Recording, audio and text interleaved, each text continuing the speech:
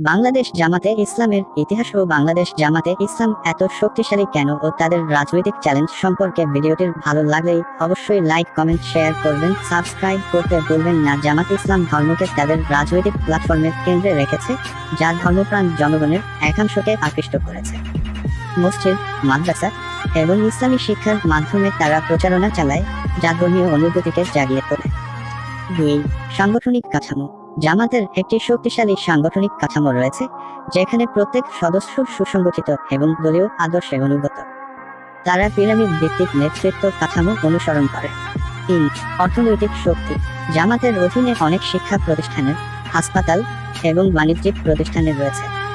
এর মাধ্যমে তারা আর্থিক সহায়তা পায় এবং জনগণের মধ্যে প্রভাব বিস্তার করে।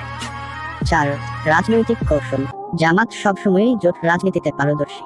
তারা বিএনপি মতো বড় দলের সাথে জোট গঠন করে তাদের রাজনৈতিক